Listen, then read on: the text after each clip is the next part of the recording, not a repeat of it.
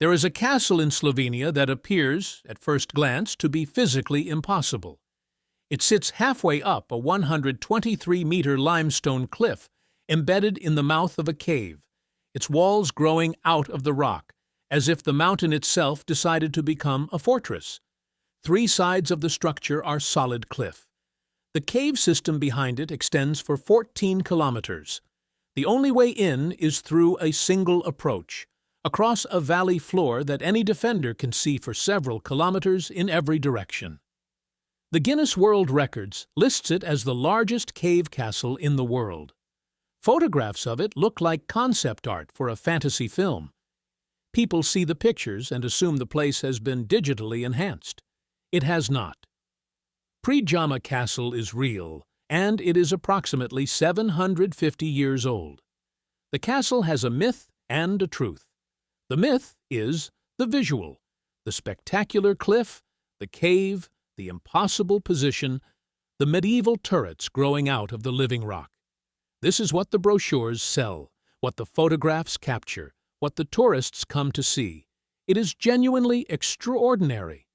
There is no need to exaggerate the visual impact of Predjama Castle, because reality here exceeds almost any possible embellishment. The truth is the story that happened inside it. In 1483, a knight named Erasmus of Lueg killed the commander of the Habsburg Imperial Army at the court in Vienna, in a dispute over the honor of a deceased friend. The commander happened to be a relative of Holy Roman Emperor Frederick III. Erasmus fled to his family's castle in the cliff and barricaded himself inside. Frederick III sent the governor of Trieste, Gaspar Ravbar, with an army to take the castle and kill or capture the man who had murdered the emperor's relative. For 1 year and 1 day, Erasmus held the cliff. He supplied his garrison through a hidden vertical shaft that led from inside the cave to the cliff top, 25 meters from the edge, allowing food and weapons to reach him while the imperial army sat freezing in the valley below. When the cherries ripened on the plateau above the cliff, he had them delivered and threw handfuls down at the besieging soldiers as a taunt. He sent out a whole roasted pig. He went on raids. He attacked Habsburg estates and towns in Carniola while ostensibly under siege. The emperor's army could do nothing. They could not assault the cliff. They could not starve him. They could not find his supply route. In the end, Erasmus died not in battle but on the toilet. A servant was bribed to signal when his master was using the castle's privy, an outhouse projecting from the top floor over the cliff edge, the one vulnerable point in an otherwise impregnable fortification. The servant raised a flag. A cannonball was fired. Erasmus of Lueg, the man who had defied the Holy Roman Emperor for more than a year from inside a cliff, died with his pants around his ankles. The most undignified death in medieval history, in the most spectacular castle in Europe. These 2 facts are not in contradiction. They are the whole story. Chapter 1. The Karst, why the cliff exists and what lived there. First, prehistory to 1200 AD. Before there was a castle, there was a cave. Before there was a cave, there was water. The landscape of southwestern Slovenia belongs to the geological formation known as the Karst, a name that has since been adopted as a generic term in geology for this type of terrain anywhere on Earth, but which derives from the Slovenian Kras and the German Karst, meaning the specific limestone plateau that sits between the Adriatic coast and the interior valleys of what is now Slovenia. The karst is the original karst, the place where European geologists first systematically observed and named the distinctive features of limestone dissolution: the sinkholes, the dry valleys, the disappearing rivers, the cave systems that are now recognized as a global geological type. Limestone dissolves in mildly acidic water. Rainwater, absorbing carbon dioxide from the atmosphere and soil, becomes carbonic acid, weak but sufficient over geological time to eat through the rock. In the karst, millennia of slightly acidic water moving through cracks and weaknesses in the limestone have created an underground world of extraordinary complexity. The Postojna cave system 14 kilometers from Predjama, stretches for 24 kilometers of galleries and passages, and has been a tourist attraction since 1818. The cave under Predjama Castle itself extends for 14 kilometers and constitutes the second longest show cave in Slovenia. These cave systems are not curiosities. They are the fundamental structure of the landscape, the reason the region looks the way it does, the reason a castle can be built inside a cliff. The Lokva River, which flows through the Predjama Valley, demonstrates the karst's peculiar hydrology. It approaches the base of the cliff at the end of a deep, blind valley, a valley closed at one end by the cliff face, and disappears into the rock, continuing underground through the cave system before eventually re-emerging elsewhere. The cliff that Predjama Castle is built into is, in geological terms, the wall of the Lokva's former valley, carved by the river over millions of years before the water found its underground route and left the cliff dry. The cave inside the cliff is the river's old channel, now above the water table, vast and dark, and extending back into the limestone for kilometers. The UNESCO Classical Karst Tentative List describes it precisely. The Predjama cave system was formed by the Lokva stream, which disappears beneath a 120-meter-tall overhanging rock face at the end of a deep, blind valley. This specific geological sequence, a river carving a cliff, finding an underground route, leaving behind a cave in the cliff face, is precisely what made the site suitable for the kind of fortification that was built there. The cave provides a rear wall that no architect could improve upon. The blind valley at the cliff base provides the approach through which any attacker must come. The cliff itself provides the height and verticality that gives defenders a decisive advantage over attackers in the valley below. The geology did not merely allow the castle to be built, it made the castle's specific defensive character possible. This is the stage on which the castle's history was performed. But before the first stones were laid, the cave was already inhabited. Archaeological evidence from the cave system at Predjama indicates human use from prehistoric times. The Grokopedia analysis of the Predjama region describes the karst caves as showing evidence of habitation from the Stone Age, with finds in the cavern behind the future castle site indicating use as shelter during prehistoric periods. The UNESCO tentative list confirms archaeological remains have been preserved in some passages that show the use of the cave from the Neolithic to the Middle Ages. The Neolithic period, the Copper Age, roughly 3,500 to 2,200 BC, is represented in the cave's archaeological record, as are the Bronze Age and Iron Age. The cave was a natural shelter long before anyone thought of turning the cliff face into a fortress. The Celts and Illyrians who occupied the region before Roman expansion are represented in the archaeological record of the wider karst region. The Romans followed, building the strategic road known as the Via Gemina, that passed through the Postojna Gate, the natural gap in the limestone plateau that has always been the main route between the Adriatic coast and the interior valleys. The Via Gemina ran close to Predjama, and the Roman military presence in the region is well documented, though the specific cave site does not appear to have been a major Roman installation. After Rome's decline, the region passed through the familiar sequence of late antique and early medieval turmoil. Ostrogoths, Byzantines, Lombards, Avars, Franks, and eventually the Slavic peoples whose descendants became the Slovenes. The Patriarchate of Aquileia, a powerful ecclesiastical authority based at Aquileia near the Adriatic, with spiritual and temporal jurisdiction over a large portion of the northeastern Adriatic hinterland, extended its influence into the karst and the valleys beyond during the medieval period. It was under the Patriarchate's authority that the first stone castle was built at Predjama. Chapter 2. The First Castle, the Patriarchs of Aquileia and the Lueg family, 1200 to 1430.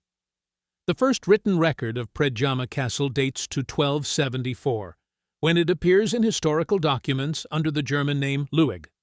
However, some sources, including the UNESCO tentative list for the classical karst, cite a mention as early as 1202. The Patriarchate of Aquileia is identified as the builder of the original Gothic structure, a castle embedded in the cave mouth, using the cliff face as its rear wall and the natural arch of the cave opening as its roof line. Why here? The site's defensive advantages are obvious to anyone who visits it. The cliff is approximately 123 meters high, a vertical face of pale Cretaceous limestone, and the cave mouth is roughly halfway up, accessible only by a single approach path through the valley below. An attacker approaching the castle must cross open ground that the defenders can observe from a great height. There is no way to attack the structure from above, from the sides, or from behind. The cliff does the work that walls would have to do anywhere else. The castle's builders needed only to fortify the front face of the cave opening, the single vulnerable direction. The patriarchs of Aquileia named the castle in rough Latin translation as Castle in the Karst, in front of the cave, a description that the Slovenian name Predjamski Grad, castle in front of the cave, still captures directly. The name is purely functional. This is a castle that is in front of, and therefore part of, a cave. The naming makes the architecture explicit. The castle was built in the Gothic style, the dominant architectural form of the 13th century, and it incorporated the natural features of the site into its design from the start. The cave behind the castle provided shelter, storage, and, most critically, a source of water and a potential back exit that no conventional fortress could offer. The Lokva's cave system meant that the castle was not merely embedded in a cliff. It was connected to a network of passages extending kilometers into the limestone, passages that could, in principle, be used to move supplies and people in and out of the fortress, without those movements being visible from the valley below. The Patriarchate held the castle as a fortified strongpoint controlling the valley and the routes through it. In the late 13th century, ownership passed to the noble Lueg family, also known as the Jameski family, or the Knights of Adelsberg, Adelsberg being the German name for the nearby town of Postojna. The Lueg family served as vassals to the Aquileian patriarchs and expanded and strengthened the castle over the following centuries. The relationship between the Patriarchate and the local nobility in this period was typical of late medieval ecclesiastical power. The patriarchs held spiritual and temporal authority over a substantial territory, but exercised much of that authority through noble vassals who held specific sites and responsibilities in exchange for military service and political loyalty. The Lueg family's hold on Predjama Castle was part of this feudal arrangement. They were the boots on the ground, maintaining the fortification and controlling the valley, while the patriarchs provided the broader political framework within which that control was legitimate. The precise architectural history of the medieval structure is difficult to reconstruct because the castle that visitors see today is largely the result of the 16th century Renaissance reconstruction. The medieval Gothic structure that the Lueg family inhabited and that Erasmus of Lueg defended was substantially destroyed after the siege of 1484 and subsequently further damaged by the 1511 earthquake. The Grokopedia account notes that the castle was likely constructed as a strategic fortress by the Patriarchate of Aquileia to secure the border regions of Inner Carniola, a formulation that reflects the contested frontier character of the region in the 13th century, where the border between Aquileian and Habsburg influence was not yet definitively drawn. What we know of the original Gothic castle comes largely from the physical demands of the site. The cave mouth created a natural hall behind the front walls, providing sheltered interior space that a conventional castle would have needed to construct. The vertical shaft within the cave system, a natural feature that Erasmus later ordered, enlarged to allow supplies to pass through it, was already part of the castle's design, whether or not its full defensive potential was exploited before Erasmus's time. The castle was a structure that used geology rather than fighting against it, and the builders of the 13th century understood that the cave was not a problem to be solved, but an advantage to be exploited. The Lueg family held the castle through the 14th and early 15th centuries, during which period the region was contested between the Habsburgs, the Patriarchate of Aquileia, and the various local noble families who owed allegiance to one or the other. Inner Carniola, the historical region in which Predjama sits, was part of the broader competition for territory in the northeastern Adriatic hinterland that characterized late medieval politics in this part of Europe. The castle changed hands periodically through the complex arrangements of feudal obligation, marriage alliance, and military force that defined medieval property relations. Into this world was born Erasmus of Lueg, son of Nicolae Lueg, imperial governor of Trieste. Chapter 3. The Knight. Erasmus of Lueg, robber baron and imperial enemy, 1430 to 1483. The man who made Predjama Castle famous is known by several names in the historical record: Erasmus Lueg, Erasmus of Lueg, Erasmus von Lueg, Erasmus Predjamski. The variation in names reflects the multilingual character of the region. German, Slovene, Latin, and Italian were all in use among the noble classes of 15th century inners. Carniola, and the subsequent national narratives that have claimed him. In Slovenia, he is Erasmus Predjamski, the Slovenian Robin Hood. In the broader Habsburg context, he was a dangerous criminal who murdered an imperial official and needed to be eliminated. Both framings contain some truth, and neither contains all of it. He was the son of Nicolae Lueg, the imperial governor of Trieste, which means his family background was not that of a peripheral outlaw, but of someone deeply embedded in the Habsburg administrative system. His father was an officer of the empire. Erasmus himself held the position of burgrave of Predjama Castle, a military command appointment that placed him in direct relationship with Habsburg authority. He was not a peasant rebel or a common bandit.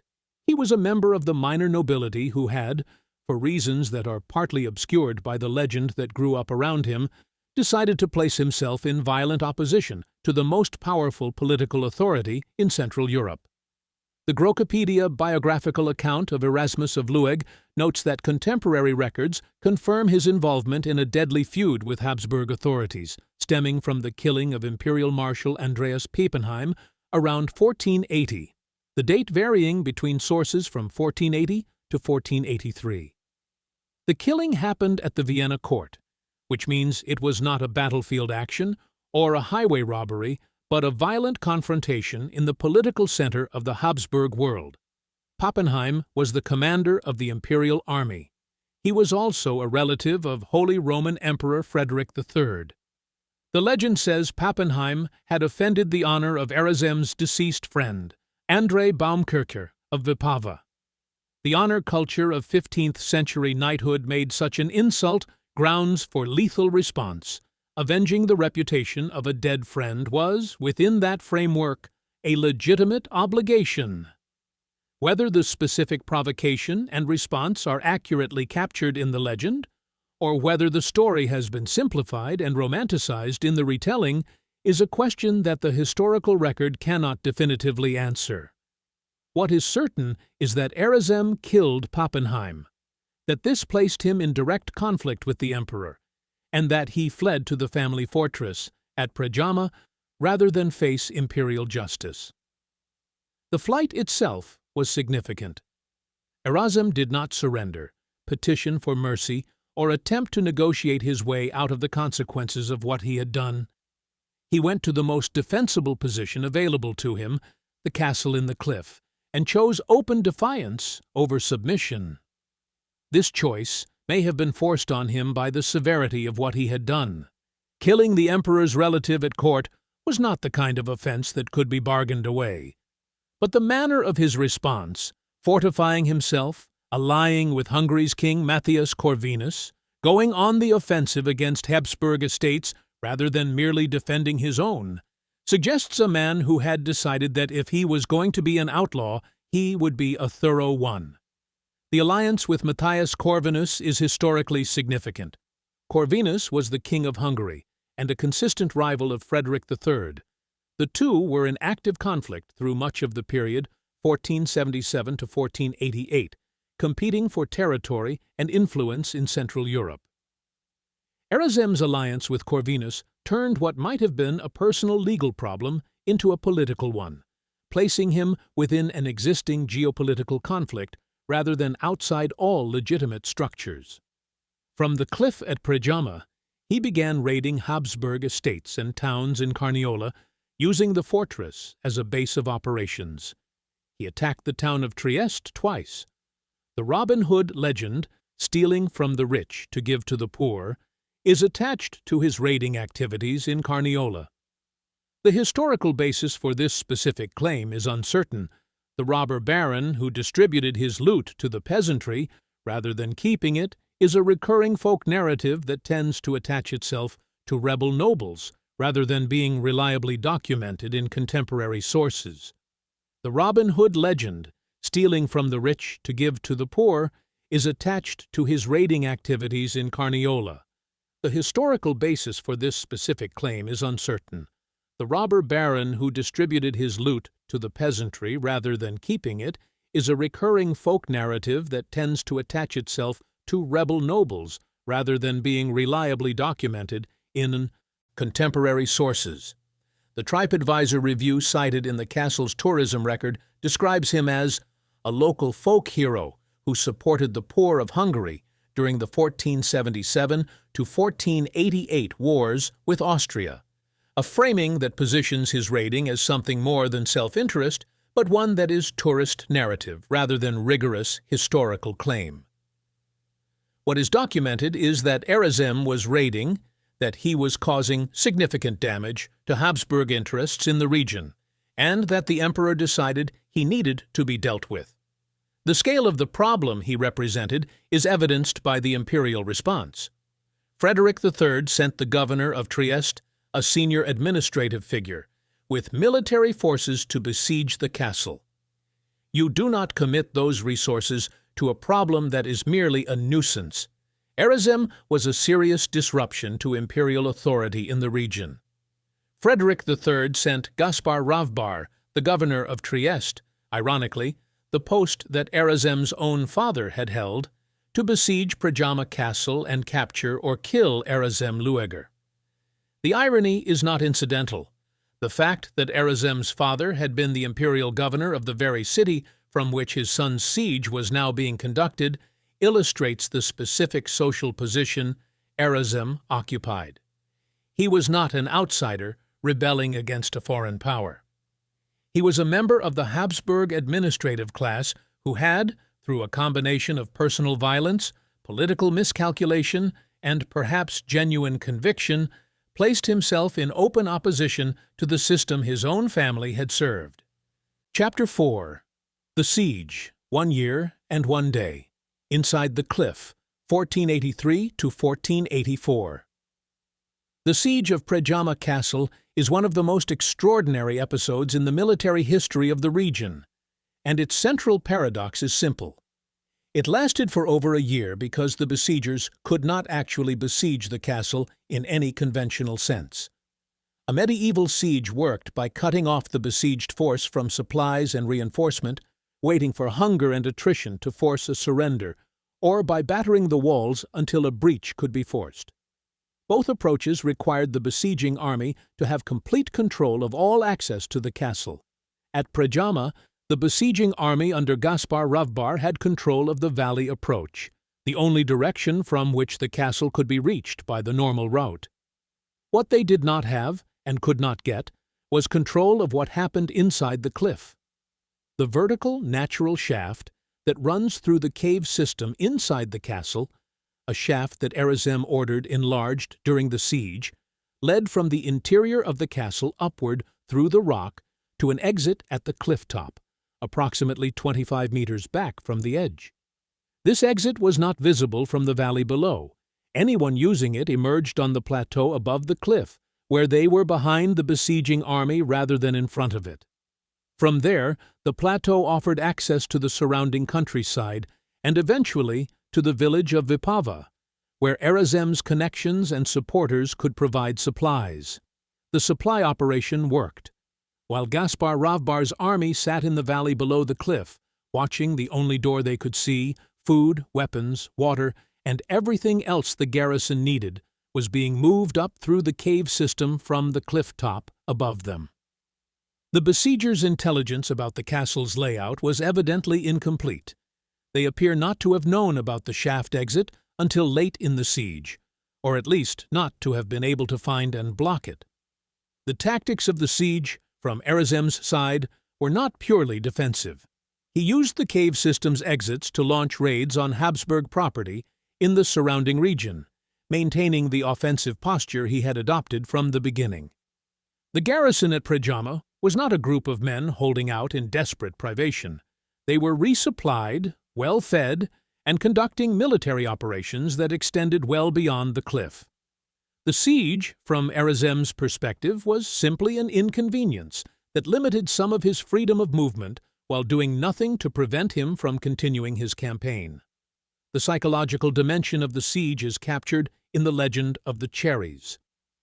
When the cherry harvest ripened on the plateau above the cliff, in the summer following the siege's beginning, Erasm had fresh cherries delivered through the shaft and threw them down at the besieging soldiers.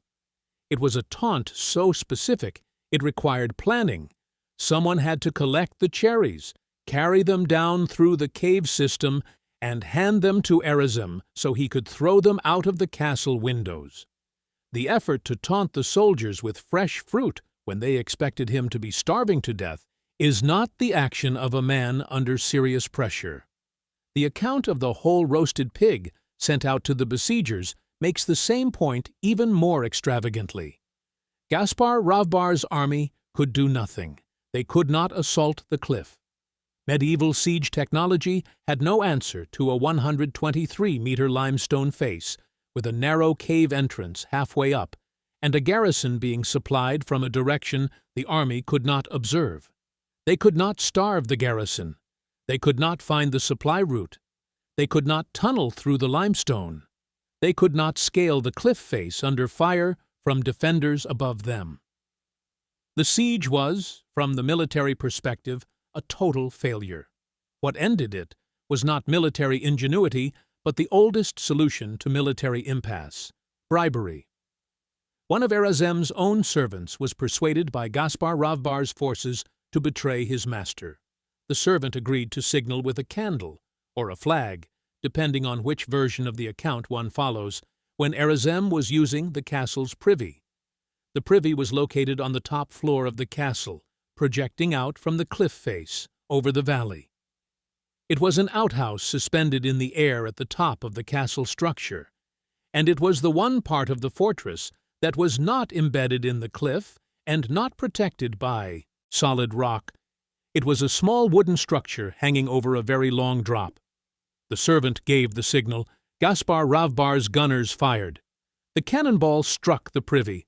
Erasm Lueg, the man who had killed an imperial marshal and defied the Holy Roman Emperor for over a year from inside a cliff, died in the outhouse.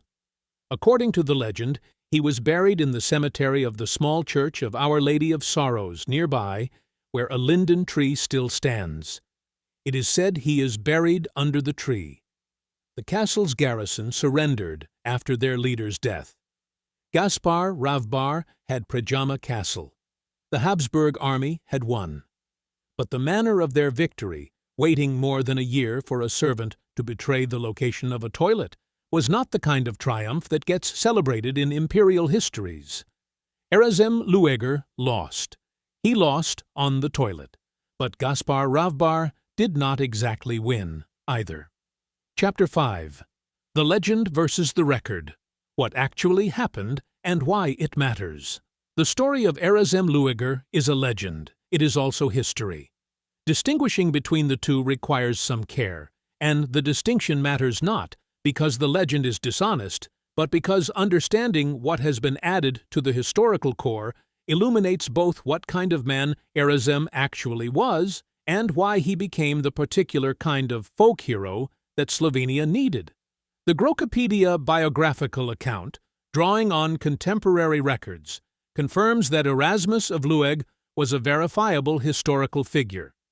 His involvement in a deadly feud with Habsburg authorities stemming from the killing of Imperial Marshal Andreas Pappenheim is confirmed in contemporary records.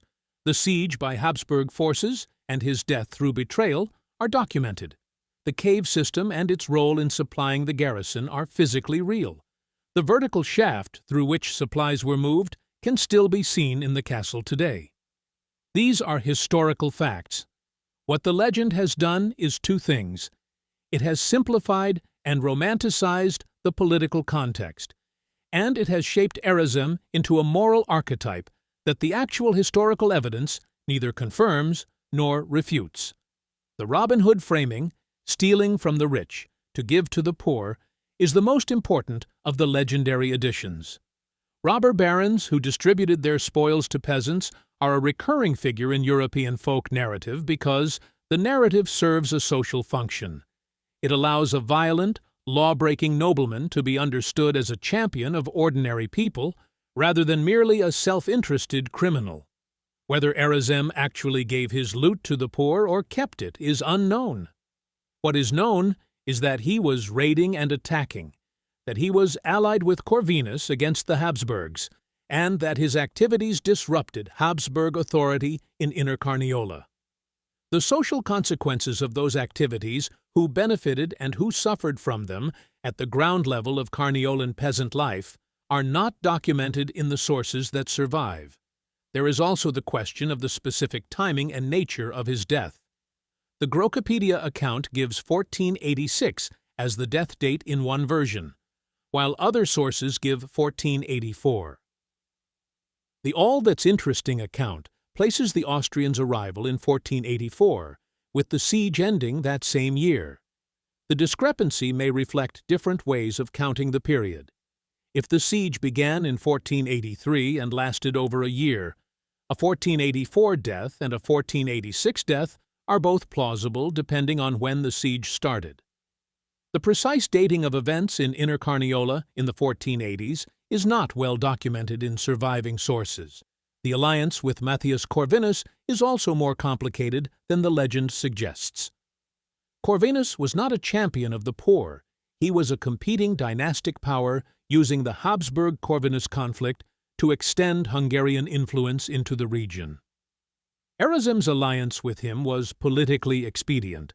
Corvinus gave him protection and a framework within which his activities against Habsburg property could be understood as something other than pure criminality, but it was not an alliance driven by ideological commitment to the peasantry. The manner of death is itself where legend and history converge most completely. The outhouse death is so specific, so undignified, so precisely the opposite of the heroic death in battle that the legend might have given him, that it has the feeling of being true precisely because no one would have invented it. A legend manufactured to celebrate a rebel hero does not end him on the toilet. The legendary version would have him die sword in hand on the ramparts, overwhelmed but unbeaten. The toilet is history's intrusion into legend, the specific, unglamorous detail that turns a romantic narrative into a human story. The contrast between the castle and the death is the heart of what makes Predjama compelling. The castle is perhaps the most dramatically positioned fortification in Europe. Its physical reality exceeds romantic imagination. And the knight who held it for a year against the emperor died in an outhouse. The grandeur of the setting and the indignity of the end are not contradictory. They are complementary. They are what makes the story true rather than merely heroic. What the legend has done is two things. It has simplified and romanticized the political context, and it has shaped Erasmus into a moral archetype that the actual historical evidence neither confirms nor refutes. The Robin Hood framing, stealing from the rich to give to the poor, is the most important of the legendary additions. Robber barons who distributed their spoils to peasants are a recurring figure in European folk narrative because the narrative serves a social function. It allows a violent, law-breaking nobleman to be understood as a champion of ordinary people rather than merely a self-interested criminal. Whether Erasmus actually gave his loot to the poor or kept it is unknown. What is known is that he was raiding and attacking, that he was allied with Corvinus against the Habsburgs, and that his activities disrupted Habsburg authority in Inner Carniola. The social consequences of those activities, who benefited and who suffered from them at the ground level of Carniolan peasant life, are not documented in the sources that survive. The date of his death is itself uncertain. Grokopedia gives 1486 as the death date in one formulation, while other sources give 1484.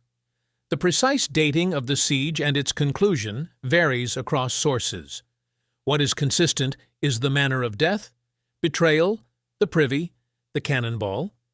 The manner of death is itself where legend and history converge most completely. The outhouse death is so specific, so undignified, so precisely the opposite of the heroic death in battle that the legend might have given him, that it has the feeling of being true precisely because no one would have invented it. A legend manufactured to celebrate a rebel hero does not end him on the toilet. The legendary version would have him die sword in hand on the ramparts, overwhelmed but unbeaten. The toilet is history's intrusion into legend, the specific, unglamorous detail that turns a romantic narrative into a human story. The contrast between the castle and the death is the heart of what makes Predjama compelling. The castle is perhaps the most dramatically positioned fortification in Europe. Its physical reality exceeds romantic imagination, and the knight who held it for a year against the emperor died in an outhouse. The grandeur of the setting and the indignity of the end are not contradictory. They are complementary. They are what makes the story true rather than merely heroic. Chapter 6. Rubble and Earthquake, Predjama. After Erasmus, 1484 to 1567, after Erasmus's death, in 1484 or 1486, depending on the source, the castle that had resisted Gaspar Ravbar's army for more than a year fell to the Habsburgs. They damaged it in the process of taking it after the garrison's surrender. The first Gothic castle built by the patriarchs of Aquileia, expanded by the Lueg family over 2 centuries, was significantly destroyed. The ruins were acquired by the Oberberg noble family, who rebuilt the castle in the first decade of the 16th century. It is worth pausing to consider what this rebuilding represented. The castle's position in the cliff had not changed. The cave system behind it had not changed. The Lokva Valley and the strategic value of controlling the route through it had not changed. The reasons that had made the site worth fortifying in the 13th century were still present in the early 16th. Every power that took and damaged Predjama rebuilt it because the site was always too valuable to abandon.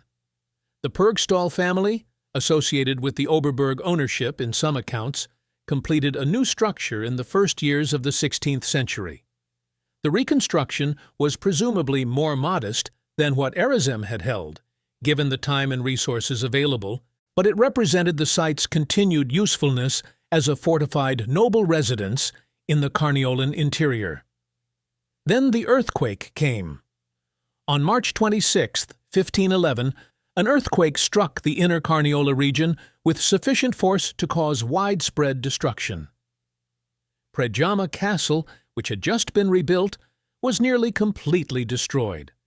The earthquake of 1511 was one of the most significant seismic events in Slovenia's recorded history, causing damage across a large area and leaving the newly reconstructed castle once again in ruins.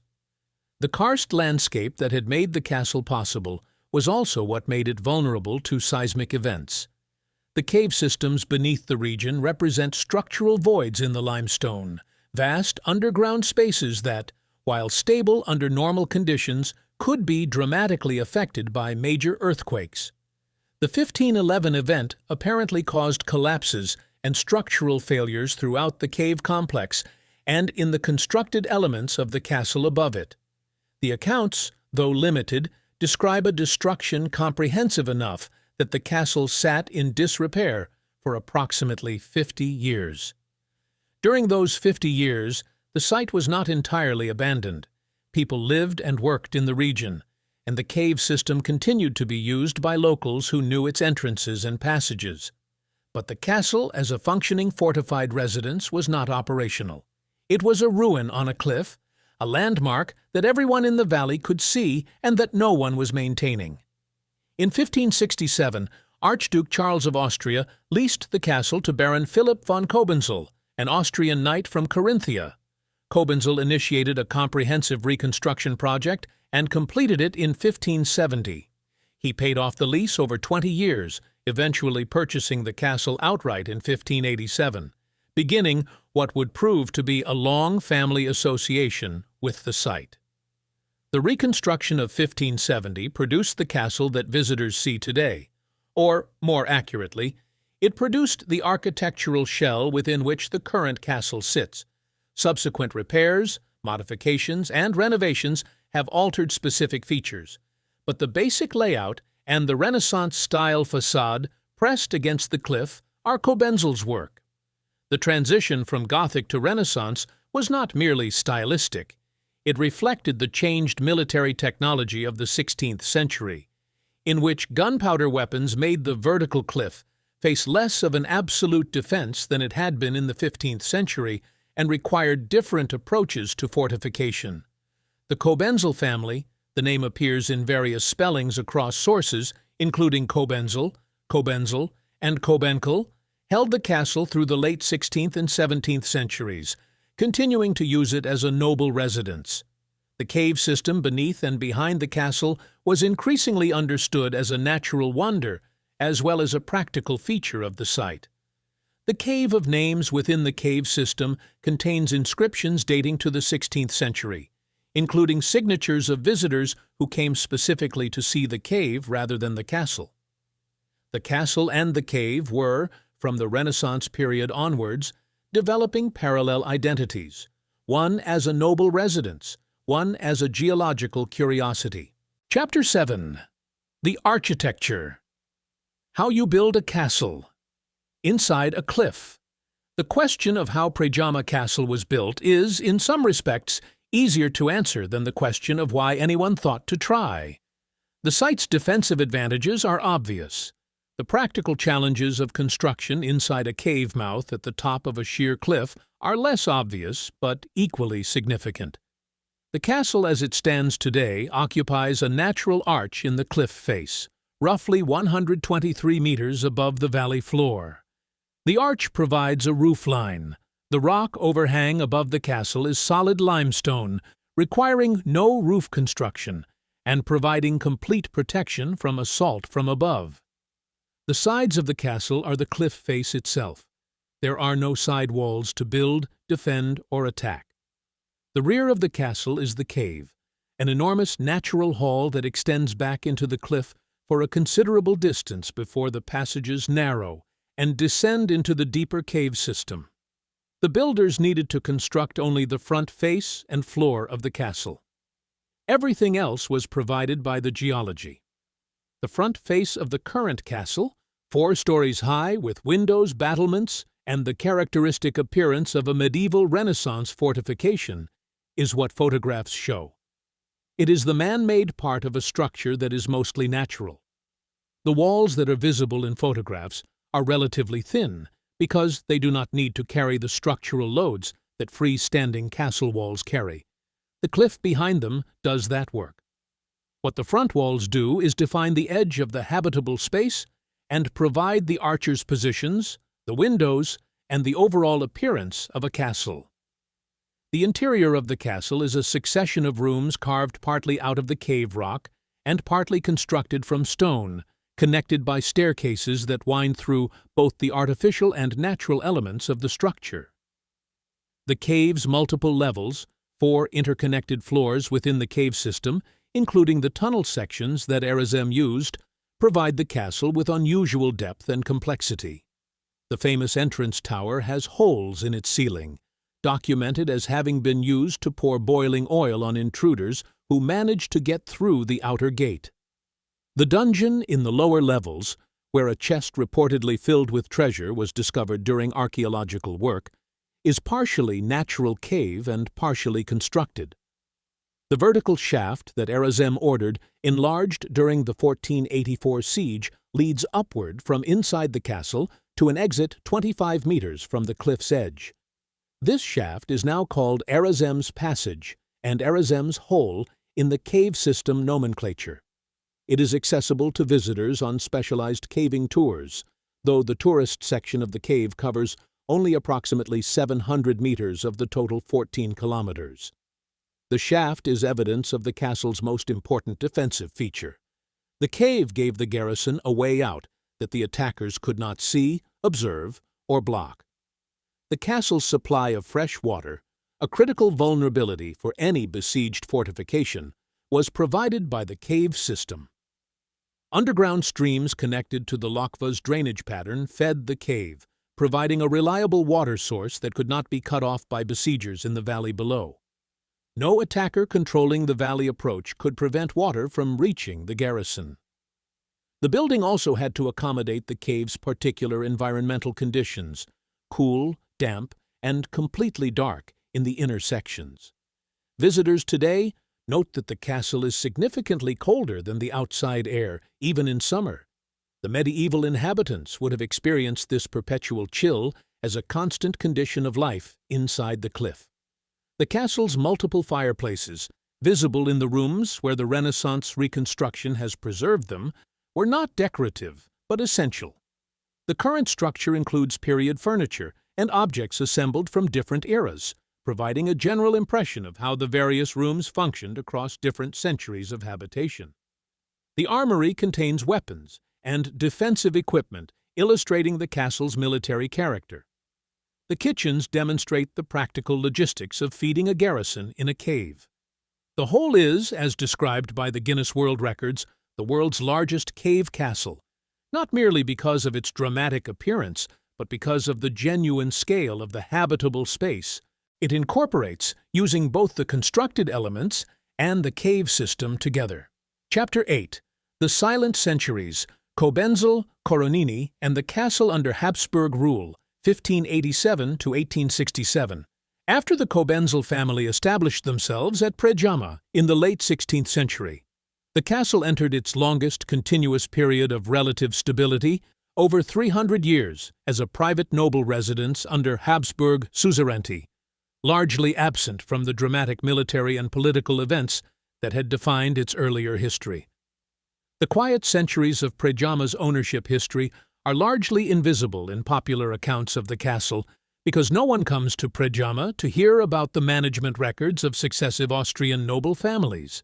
But the castle's survival to the present day required those quiet centuries in which its structure was maintained, repaired after damage, and kept as a habitable building rather than allowed to fall into ruin. The Cobenzl family's tenure lasted through the late 16th and early 17th centuries. The family was of Austrian nobility with broad interests across the Habsburg domains, and Predjama was one of several properties they held. The castle's use during their ownership was primarily as a residence and administrative center for the surrounding estates, the role that all Habsburg-era Carniolan castles served when they were not actively involved in military conflict. The Cobenzl connection to the castle was sufficiently durable that it is their Renaissance reconstruction, completed 1570, that defines the castle's appearance today. The 17th century was an era of almost continuous warfare across the Habsburg domains. The 30 Years' War, 1618 to 1648, consumed the energy and resources of Central Europe in a conflict so devastating that parts of the Holy Roman Empire lost a third or more of their population. Inner Carniola, while not a primary theater of the 30 Years' War, was not entirely insulated from its consequences. Habsburg military priorities were elsewhere. Castle maintenance was funded from estate revenues. The castle continued to function as a noble residence through the conflict and its aftermath. The Coronini family, Count Mihail Coronini Kronberg, appears in the historical record as a Predjama owner, held the castle at some point in the 17th or 18th century. The Coronini were an Italian-Austrian noble family with roots in the Gorizia region, part of the complex web of noble families that populated the Habsburg administration of the Adriatic hinterland. Their tenure at Predjama was part of the broader pattern of property transfer through marriage, purchase, and inheritance that moved castles between aristocratic families across this period. The specific dates of the Coronini ownership are not well documented in the sources available to this script. The 18th century brought significant change to the broader region. The Enlightenment-era reforms of Maria Theresa and her son Joseph II reorganized the Habsburg administrative structure, bringing Inner Carniola, which had been part of the Duchy of Carniola for centuries, under the more rationalized provincial administration of the empire. The nobility's relationship to the castle changed. It was no longer the primary unit of military and administrative organization in the way it had been in the medieval period, but a property in a landscape increasingly integrated into a more modern state structure. The cave system beneath the castle was attracting increasing scholarly attention during this period. The broader karst region's caves were becoming objects of scientific curiosity, alongside their practical functions. The Postojna cave had been known to locals for centuries, but the early 19th century saw its systematic exploration and the beginning of organized tourism. The geologist and naturalist Johann Weichard von Valvassor had described the karst caves in his monumental 1689 work Die Ehre des Herzogtums Krain, The Glory of the Duchy of Carniola, one of the foundational texts of Slovenian cultural history. Valvassor's descriptions of the cave systems, including what he could observe at Predjama, brought the region's geology to the attention of European scholarly circles. Napoleon's brief occupation of the region between 1809 and 1813 as the Illyrian provinces introduced French administrative structures to what had been unbroken Habsburg governance. The Illyrian provinces connected the Adriatic coast to the interior through a reorganized administrative unit centered at Ljubljana. The period was short, but culturally significant. The French administration promoted Slovenian language use in official contexts, contributing to the nascent Slovenian national consciousness that would become a significant political force through the 19th century. The Windisch-Grätz dynasty, an Austrian aristocratic family of considerable wealth and political importance, eventually acquired Predjama. The family's most famous member in the period was Field Marshal Alfred I, Prince of Windisch-Grätz, who played a central role in suppressing the revolutions of 1848 across the Habsburg Empire, including the Vienna Revolution and the uprising in Prague. The specific timing of the Windisch-Grätz family's acquisition of Predjama is not precisely documented in publicly available sources, but their ownership represents the final chapter of aristocratic private ownership before 1945. The Cave of Names within the castle's cave system contains inscriptions by visitors dating to the 16th century, a record of curiosity about the cave as a natural phenomenon independent of the castle's military history. By the 19th century, as cave exploration became a systematic scientific pursuit, and the Postojna Cave's tourism infrastructure was being established, the underground railway that carries visitors into Postojna Cave today was built in the 19th century. The cave under Predjama Castle was increasingly understood as a natural heritage site in its own right. The 1867 Austro-Hungarian Compromise reorganized the Habsburg Empire into the dual monarchy, with Carniola remaining in the Austrian half. The administrative changes of the late 19th century continued the process of integrating the castle's surrounding region into a modernizing state. Chapter 9. From Empire to Republic, Predjama through the 20th century, 1867 to 1945. The late 19th century brought a new kind of significance to Predjama Castle and the Postojna Karst region generally, the significance of organized tourism. The Postojna Cave had been receiving paying visitors since 1819, making it one of the earliest cave tourist attractions in Europe.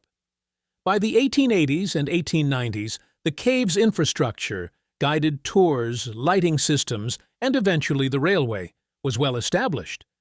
Predjama Castle, visible from the main road and associated with a compelling medieval legend, began to attract visitors in conjunction with the cave tours. The Slovenian national awakening of the 19th century, the literary and cultural movement that produced a Slovenian language press, literature, and eventually political organizations, gave new meaning to Erasmus of Lueg's story. The legend of a Slovenian knight defying Habsburg imperial authority was precisely the kind of narrative that a developing national identity needed. Erasmus was retroactively recruited into the cause of Slovenian national consciousness. The robber baron of the karst became the Slovenian Robin Hood, and the castle in the cliff became a site of national memory as much as a private aristocratic property. The Austro-Hungarian Empire, of which Inner Carniola had been part, ended with the First World War. The dissolution of Austria-Hungary in 1918 created the Kingdom of Serbs, Croats, and Slovenes, later renamed Yugoslavia, of which Slovenia became a constituent part. The Vindiš-Grec family continued to hold Predjama through this political transformation. Aristocratic property rights were not immediately abolished under the new kingdom. The interwar period saw the tourist infrastructure of the Postojna karst region develop further, with the Postojna cave becoming one of Yugoslavia's major international tourist attractions. Predjama Castle, while remaining private property, was increasingly integrated into the tourism offering of the region. Visitors who came for the cave would see the castle from the road and take a detour to view the cliff and its extraordinary embedded structure. The Second World War brought the castle its last episode of significant military use. German forces occupied Slovenia from April 1941, following the Axis invasion of Yugoslavia. The Vindiš-Grec castle at Predjama was used by the occupying forces. The specifics of what military functions it served are not well documented in the publicly available sources on the castle's history, but the occupation resulted in damage to parts of the structure. Slovenian partisan resistance was active in the karst region throughout the occupation, and the cave systems of the area, including the extensive cave complex behind Predjama, were used by resistance fighters using the same geographical logic that Erasmus had exploited 4.5 centuries earlier. The karst provides concealment that surface observation cannot penetrate. The post-war communist government of Yugoslavia, the Federal People's Republic proclaimed in November 1945, nationalized the aristocratic estates across Slovenia. Predjama Castle, along with the properties of the Vindiš-Grec family and other nobles, became state property. The Vindiš-Grec family's centuries of ownership were ended by the same kind of political transformation, violent, total, non-negotiable, that had characterized so many earlier transitions of ownership at the cliff site. The post-war period saw the castle managed initially by the Notranjska Museum in Postojna, which established the museum functions that remain central to the castle's public role today. The museum assembled the collection of period furniture, weapons, and domestic artifacts that now furnish the castle's rooms, providing visitors with an approximation of how the castle's living spaces functioned across different eras. Since 2007, the castle has been managed by the Postojnska Jama Company, that also manages the Postojna Cave, combining the two attractions under a single commercial and administrative umbrella. Since the late 1990s, ongoing renovation has aimed to restore aspects of the castle to its appearance during the Kobenzl period, the Renaissance era for which the most documentary evidence survives. Chapter 10. The Debunking. What the legend gets wrong and right. The legend of Erasmus of Lueg is substantially correct in its broad outlines and substantially embellished in its moral dimensions. The core facts are well evidenced. He was a historical person. He killed Pappenheim. He was besieged at Predjama. He held the castle through a cave-based supply system. He was betrayed, and he died in an undignified manner. These are not legendary accretions. They are, to varying degrees, documented in contemporary sources or confirmed by the physical evidence of the cave system itself. The vertical shaft that supplied the garrison during the siege exists. It can be entered by visitors with appropriate equipment. Its dimensions, enlarged according to the historical accounts on Erasmus's orders, are consistent with the described function of moving food and supplies through the cliff. The physical evidence and the historical narrative align. Robber barons who distributed their spoils to peasants are a recurring figure in European folk narrative because the narrative serves a social function. It allows a violent, law-breaking nobleman to be understood as a champion of ordinary people rather than merely a self-interested criminal. Whether Erasmus actually gave his loot to the poor or kept it is unknown. What is known is that he was raiding and attacking, that he was allied with Corvinus against the Habsburgs, and that his activities disrupted Habsburg authority in Inner Carniola.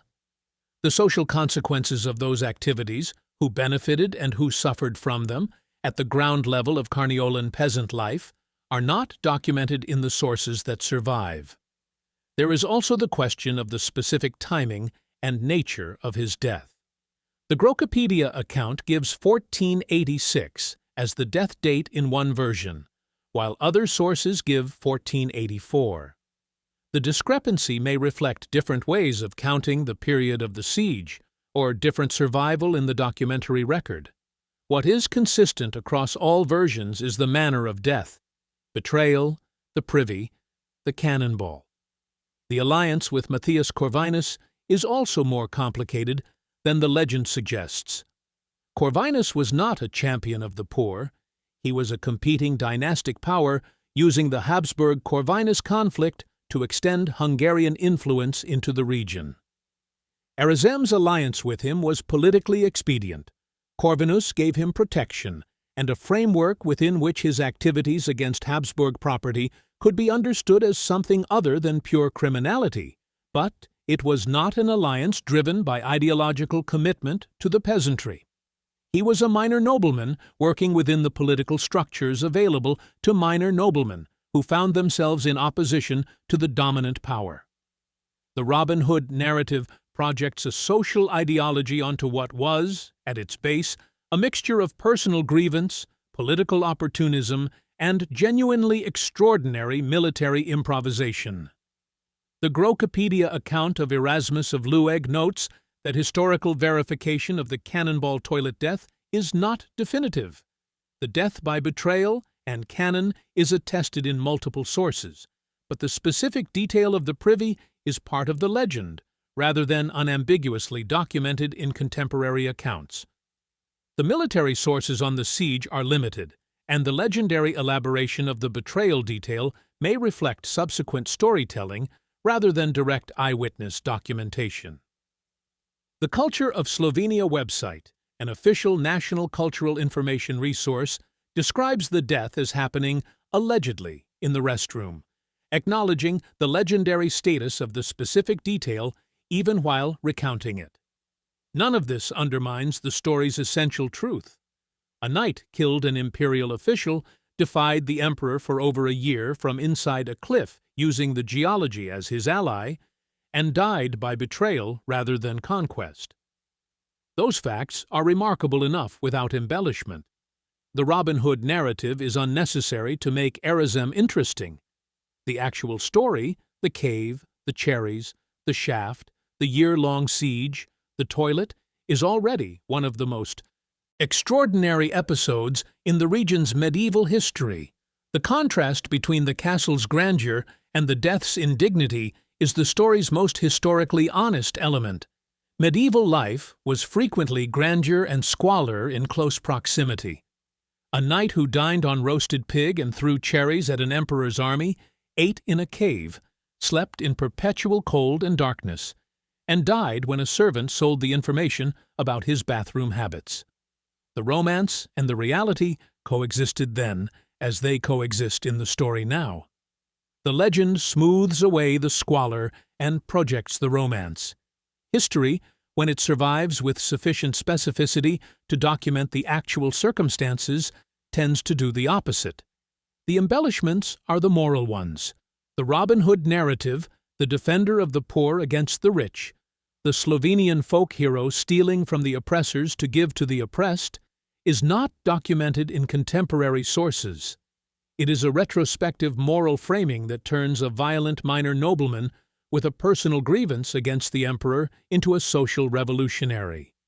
The framing serves the needs of later Slovenian national identity, which required folk heroes from a period before modern Slovene nationhood existed, and Erasmus, rebellious, local, anti-Habsburg, was an obvious candidate. His alliance with Matthias Corvinus is also more complicated than the legend suggests. Corvinus was not a champion of the poor.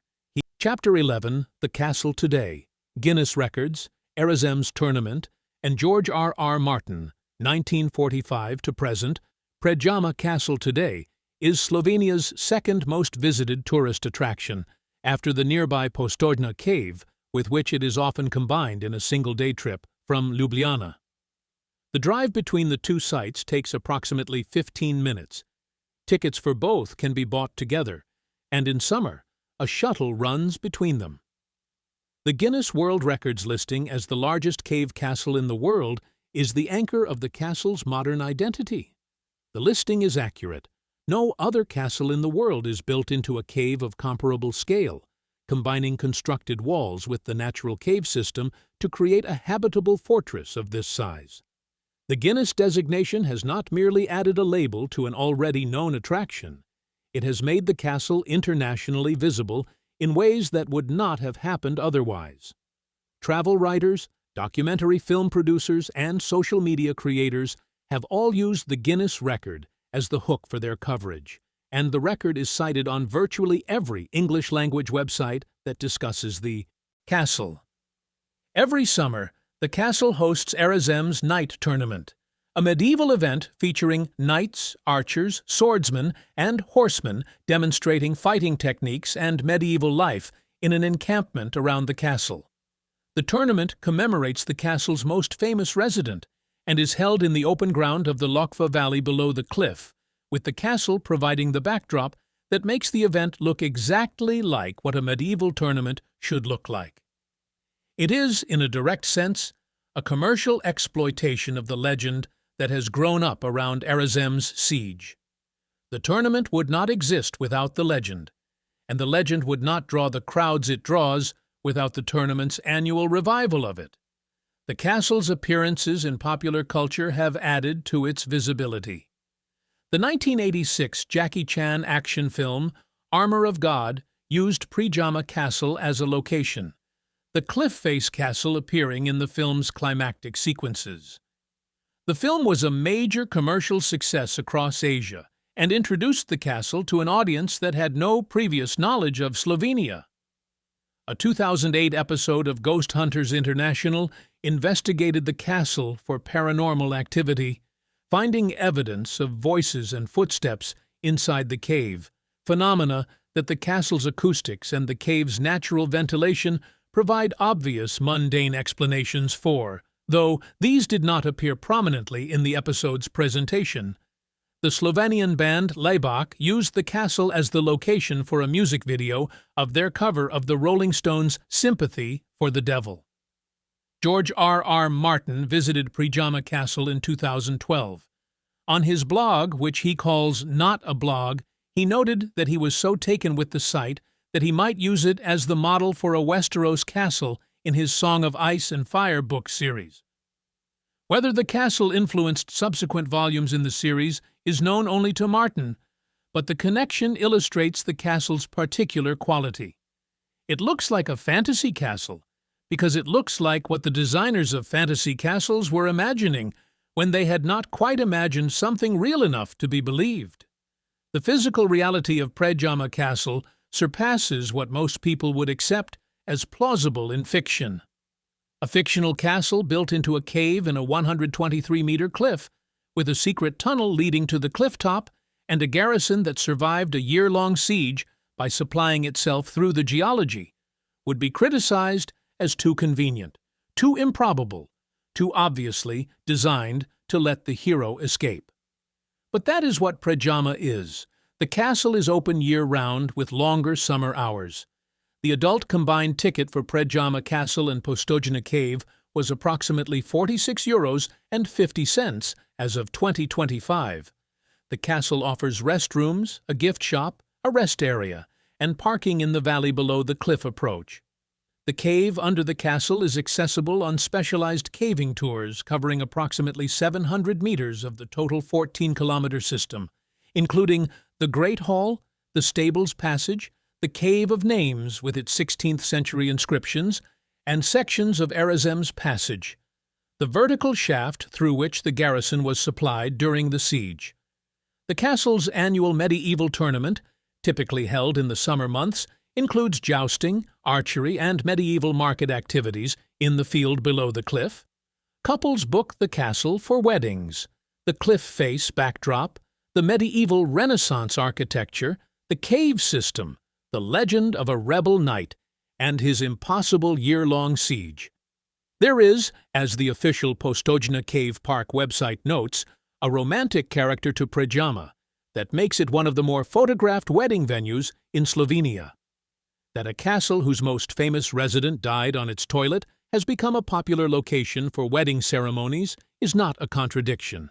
It is an accurate summary of what the place actually is, somewhere extraordinary, where extraordinary things happened, and where the extraordinary continues to occur.